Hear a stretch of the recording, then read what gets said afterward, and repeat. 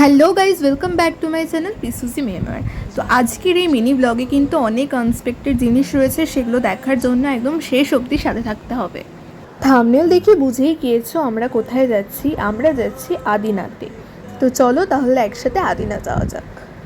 এই গরমে আদিনা যাওয়া মানে ভীষণ চ্যালেঞ্জিং একটা ব্যাপার, এবং সেই চ্যালেঞ্জটাকে কিন্তু আমরা অ্যাকসেপ্ট করে নিয়েছিলাম।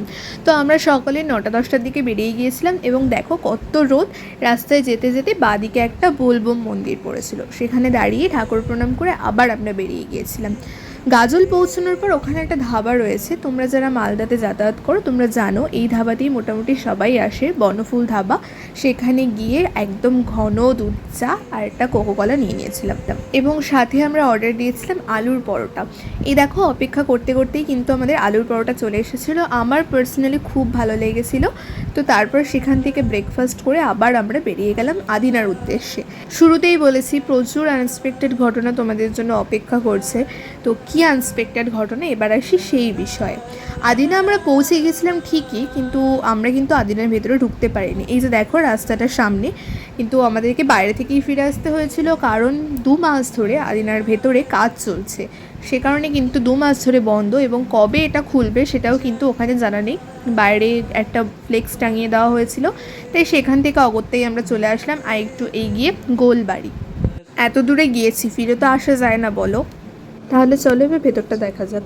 তো এটা পজ করে তোমরা পড়ে নিও এই একলেখী সমাধিসৌধের কী ব্যাপার রয়েছে, এবং চলো আস্তে আস্তে আমরা ভেতরে যাই। গোলবাড়ির ভেতরে কিন্তু কোনো রকম ভিডিও নেওয়া অ্যালাউড ছিল না, সে কারণে আমি কিন্তু কোনো রকম ক্লিপস নিতে পারিনি। তাই বাইরে যতটুকু সম্ভব, ছোটোখাটো একটা এলাকা ছিল, তো সে কারণে বাইরে যতটুকু সম্ভব আমি ভিডিও করেছি। তো দেখো বাড়িটা ঠিক এরকম ছিল, এবং 2-3টেই ফটো ক্লিকস করে সেখান থেকে কিন্তু আমরা বেরিয়ে গিয়েছিলাম। যেহেতু আদিনা ঘুরতে পারিনি আর হাতে প্রচুর সময় ছিল, সে কারণে আমরা ঠিক করলাম তাহলে কিছুক্ষণের জন্য মালদা যাওয়া যাক। গৌড় অনেকটাই দূর ছিল, তাই আমরা কিন্তু মালদা চলে গিয়েছিলাম, এবং মালদার ম্যাক্সে আসার ইচ্ছা আমার অনেক দিনেরই ছিল, তাই আমরা সোজা ম্যাক্সে চলে আসি। কালেকশনগুলো ভীষণ ভালো ছিল, এবং এখানে আমার একটা ব্যাগ এবং একটা ড্রেস খুব পছন্দ হয়েছিল, বাট কিনতে কিছুই পারিনি। তারপরে কিন্তু আমরা সেখান থেকে চলে আসি কেএফসিতে। মালদা আসার মেইন রিজন কিন্তু এটাই ছিল। এটার সাথে আরেকটা ছিল, বাট সেটা আরেকটু পরে দেখাচ্ছি। এবং ঢুকেই কিন্তু আমরা অর্ডার দিয়ে দিয়েছিলাম, একটা কম্বো প্লেট অর্ডার দিয়েছিলাম, সাথে পেপসি ছিল আর চিকেন বার্গার ছিল। এবার কম্বো প্লেটটার কী নাম ছিল প্লিজ আমাকে জিজ্ঞেস করো না, আমার মনে নেই। তো বসে থাকতে থাকতে দেখো আমাদের কম্বো প্লেট চলে এসেছে, এবং সাথে কিন্তু ওদিকে আমাদের পেপসিও চলে এসেছে। তো এবার চলো খাওয়া যাক। এখানে খাওয়া দাওয়ার পর্ব শেষ করে তোমাদের যে বললাম মেইন রিজন আরেকটা রয়েছে, সেটা হচ্ছে ডমিনোস। তোমরা আমার আগের ব্লগসগুলো দেখে বুঝেই গিয়েছো আমি কী পরিমাণ পিৎজা লাভার। তো ডমিনোসে তো যেতেই হবে বলো।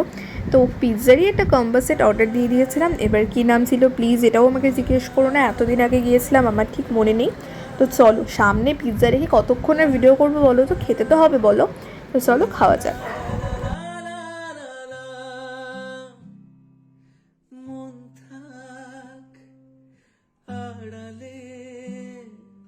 মাঝে মাঝে ছুঁতে আসা জানি ডমিনোস থেকে বেরিয়ে কিন্তু আমরা রায়গঞ্জ ফেরার উদ্দেশ্যে রওনা দিয়ে দিয়েছিলাম, এবং মাঝ রাস্তায় দাঁড়িয়েছিলাম একটা পেট্রোল পাম্পে। এত সাংঘাতিক গরম লাগছিল না, আর পারা যাচ্ছিল না। তো মাঝ রাস্তায় আর কোনো রকম ভিডিও ক্লিপস সেভাবে নেওয়া হয়নি। তো আমরা কিন্তু সোজা বাড়ি চলে এসেছি। তোমাদের এই মিনি ব্লগটা কেমন লাগলো আমাকে কমেন্ট বক্সে অবশ্যই জানিও। দেখা হচ্ছে তোমাদের সাথে পরের ভিডিওতে খুব তাড়াতাড়ি। ততক্ষণের জন্য টাটা, বাই বাই।